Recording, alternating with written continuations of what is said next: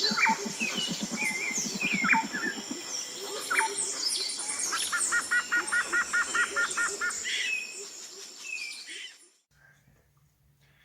everyone, welcome back to my channel, Butterfly Ivy the Nature Witch. And so today we're going to be covering another astrology series for the planet Mars this time. So a little bit about Mars. First of all, let me show you the sign. It's basically the symbol we use to denote male. So the day of the week that Mars rules is Tuesday. It's a good day because it works with the energies of Mars, which is aggression, action, sex, and things of that nature. So it's a really good day to do spells and rituals associated with that for assertiveness, anything you want to achieve victory in or conquest in. The ruling sign of Mars is Aries. And basically, the planets that Mars interacts with in the chart is, of course, the Sun, the Moon, the rising and the Mercury, but especially the Venus, because like I said in the last video, Venus is what you love and what you find beautiful and what you desire, and Mars is how you go about getting it. So there's so talking about the exalted, the detriment, and the fall. The Mars is exalted in Capricorn.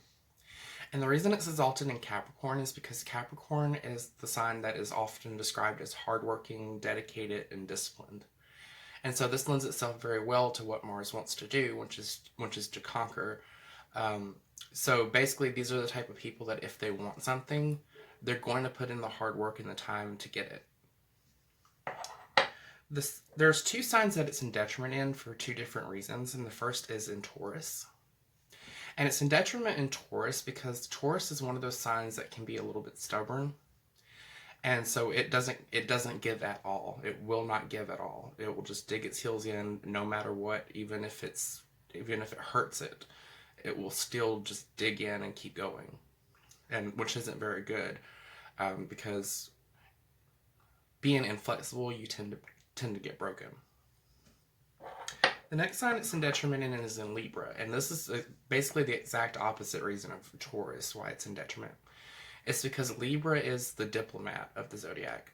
They're the ones who want to compromise, to cooperate, to get along, and so they're way too quick to do that, whereas Taurus would just dig in its heels. Libra is way too quick to give up his power and not get what it wants. The sign that it's in fall in is in Cancer. This is my personal sign. The reason it's in fall in Cancer is because Cancer isn't a very, I'm not going to say a real go-getter sign, but it's more the family, the nurturer. It doesn't go out and conquest and act aggressively. So it in the sign of Mars, which is the planet of where you act aggressively, it tends towards passive aggressiveness. I know that very well. So talking quickly about retrograde, because mine is also in retrograde, you would hope that it would cancel it out, but for me it just kind of doubles down. When Mars goes retrograde in the chart, it can be expressed of one of two ways. The first is problems with anger. And problems with anger, that means they're like really quick to lash out for no reason over the smallest bit of things. The other example is much like it being in Cancer, which is passive aggressiveness.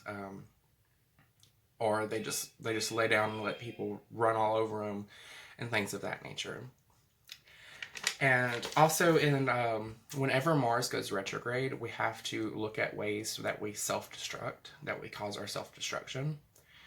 Because once Mars goes retrograde, the slightest little thing can set you off in terms of your temper, your anger, and things of that nature. So while it's retrograde, you have to be very careful with that, to be sure that you're looking at the situation and asking yourself, okay, any other time when Mars wasn't in retrograde, would this still be as big an issue as I'm perceiving it now? So that's all I have for Mars. Next time I'll bring you Jupiter. And then, because we only have 2 more of the inner planets of astrology. So I look forward to that. But until next time, always remember, if you take care of nature, nature will take care of you.